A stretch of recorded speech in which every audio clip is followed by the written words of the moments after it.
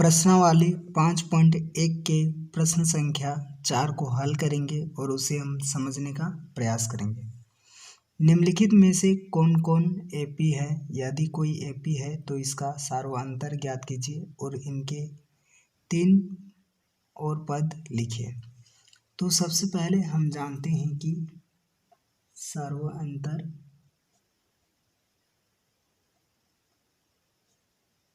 यानी D बराबर हमारा क्या होता है, an माइनस 1 बराबर। तो पहले प्रश्न को हम इसमें सार्वअंतर ज्ञात करेंगे। तो सार्वअंतर बराबर यानी D बराबर हम जानते हैं कि A4 माइनस A3 बराबर A3 माइनस A2 और A2 माइनस A1 होता है। तो यहाँ से A4 हमारा कितना दिया हुआ है, 16 माइनस A3 हमारा 8 दिया हुआ है। A2 हमारा कितना दिया हुआ है, 4 और A1 हमारा 2 दिया हुआ है। तो यहाँ से इसे घटाएंगे तो हमारा कितना होगा, 8 और यहाँ घटाएंगे तो 4 और यहाँ घटाएंगे तो 2। तो ये हमारा आपस में बराबर नहीं है। तो ये हमारा सार्वअंतर बराबर नहीं है, यानी एपी यानी समांतर श्रेणी नहीं होगा। तो उसके बाद हम अगले प्रश्न को हल करेंगे। तो अगले प्रश्न में सार्वअंतर पहले ज्ञात करेंगे।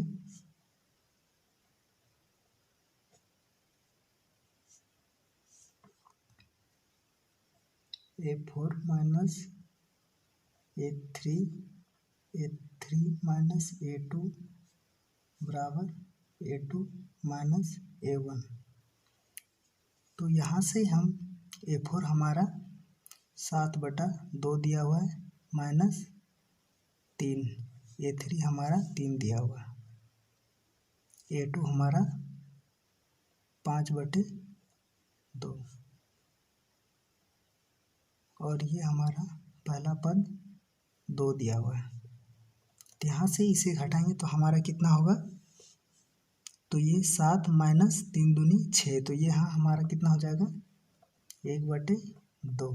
फिर यहाँ से हम घटाएंगे तो ये हमारा कितना हो जाएगा, 6, 3 दूनी 6 माइनस 5। तो यहाँ हमारा 1/2 हो जाएगा और ये हमारा 1/2 ये भी हो जाएगा, यानी 5 माइनस 2 दूनी 4। तो ये 5 माइनस 4 तो ये हमारा 1/2 होगा, यानी सार्वअंतर हमारा ये बराबर हो गया। तो यहाँ से हम यहाँ अगले 3 पद को ज्ञात करना है। तो हम यहाँ से A5 बराबर क्या होता है, A4 प्लस D। तो हमारा A4 कितना दिया हुआ है, 7/2 और D हमारा 1/2। तो ये हमारा कितना हो जाएगा, 8/2, यानी ये हमारा 4 हो जाएगा। उसके बाद A6 यानी छठा पद A5 प्लस D। तो 5 कितना है, 4 प्लस 1/2। तो इसे जोड़ेंगे तो हमारा कितना हो जाएगा, 4 दूनी 8 और 1 9, 9/2। उसके बाद सातवां पद तो A6 प्लस D। तो A6 हमारा यानी छठा पद 9/2 प्लस 1/2। तो ये हमारा कितना हो जाएगा, 10/2। तो ये हमारा हो जाएगा 5। उसके बाद हम अगले प्रश्न को हल करेंगे। उसके बाद हम तीसरा प्रश्न को हल करेंगे। तो इसमें भी हम सार्वअंतर पहले ज्ञात करेंगे।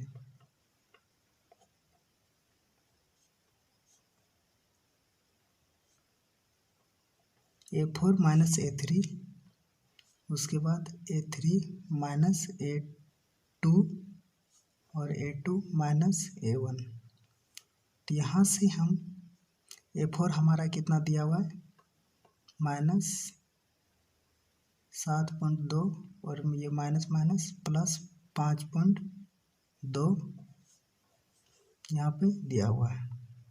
A3 हमारा 5.2 माइनस माइनस प्लस हो जाएगा 3.2 ये, उसके बाद 3.2 माइनस माइनस प्लस हो जाएगा ये 1.2। तो यहाँ से इसे घटाएंगे तो हमारा कितना बचेगा, ये हमारा -2 बचेगा और ये हमारा यहाँ घटाएंगे तो -2, ये भी -2, यानी इसमें सर्वांतर हमारा बराबर आ रहा है। तो ये हमारा समांतर श्रेणी के अंतर्गत आएगा। उसके बाद हम यहाँ से इसका 3 पद ज्ञात करना है। तो हम A5 बराबर क्या जानते हैं, A4 प्लस D यानी सर्वांतर। तो A4 हमारा कितना दिया हुआ है -7.2 और D हमारा कितना है, ये हमारा माइनस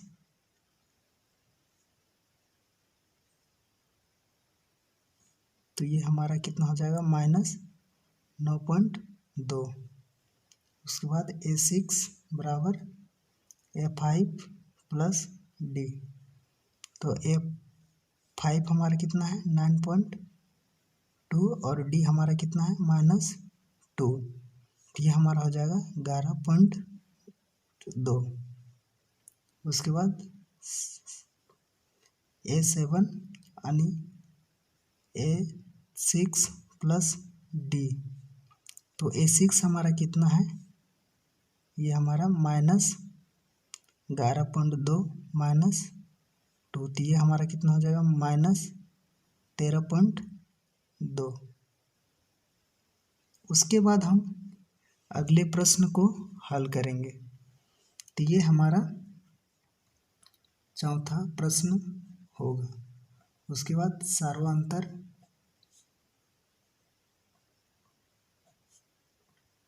D बराबर A4 माइनस A3 बराबर A3 माइनस A2 बराबर A2 माइनस A1। तो यहाँ से A4 हमारा कितना दिया हुआ है 2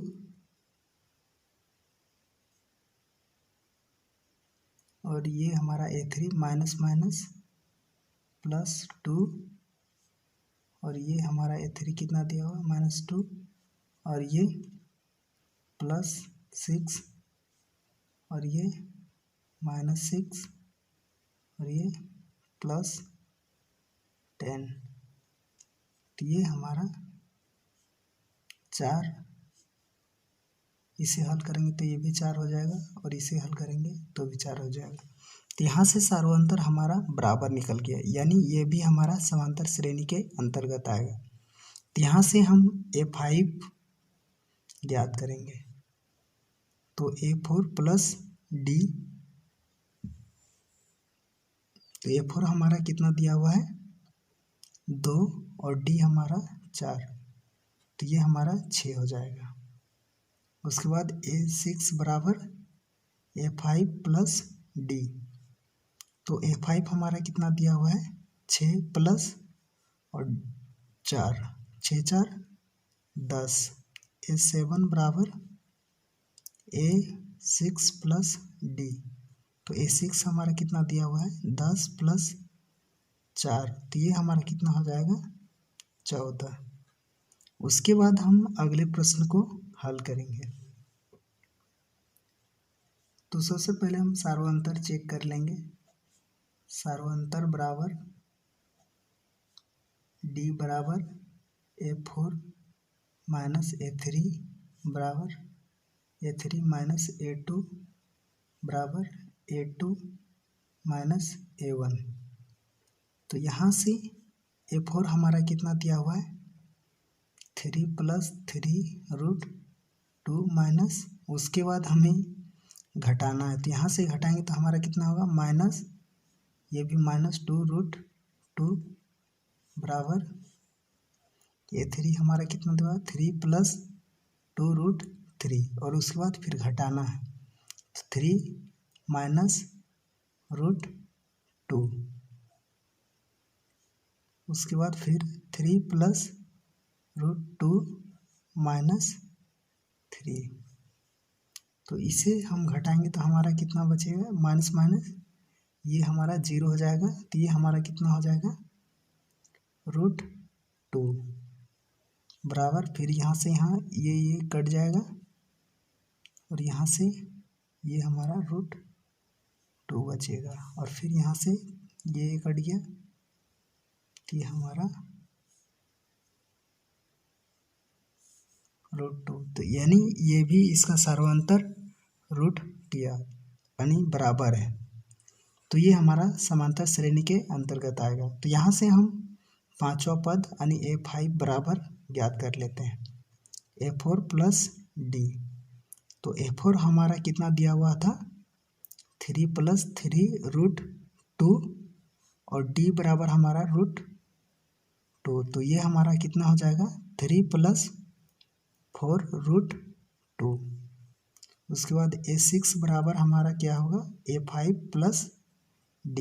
तो A5 हमारा कितना दिया हुआ है 3 + √4√2 प्लस और D बराबर √2 तो यहाँ से हम क्या लिखेंगे 3 + 5√2 होगा। उसके बाद A7 बराबर A6 + D होगा। तो A6 हमारा कितना दिया 3 + 5√2 प्लस √2 तो ये हमारा कितना हो जाएगा 3 + 6√2। उसके बाद हम अगले प्रश्न को हल करेंगे। तो सर्वांतर बराबर D बराबर A4 - A3 बराबर A3 - A2 बराबर A2 - A1। तो यहाँ से A4 हमारा कितना दिया हुआ है 0.2222 और ये 3 का 0.22 दिया हुआ है। उसके बाद ये हमारा 0.22 और A2 हमारा कितना दिया हुआ है 0.22 बराबर तो ये हमारा 0.22 - 0.2 यानी ये हमारा 22 दिया हुआ। तो यहाँ से हम इसे घटाएंगे तो हमारा कितना होगा तो इसे घटाएंगे तो 0 0 0 0 ये 2 फिर यहाँ इसे घटाएंगे तो हमारा कितना हो जाएगा 0 0 2 यहाँ पे घटाएंगे तो 0.02 यानी ये हमारा बराबर नहीं है। तो इसका सर्वांतर बराबर नहीं है तो ये हमारा समांतर श्रेणी के अंतर्गत नहीं आएगा। तो इसका हमें अगला पद नहीं ज्ञात करना है। तो इस प्रकार से इस प्रश्न को हल कर सकते हैं। Thank you for watching.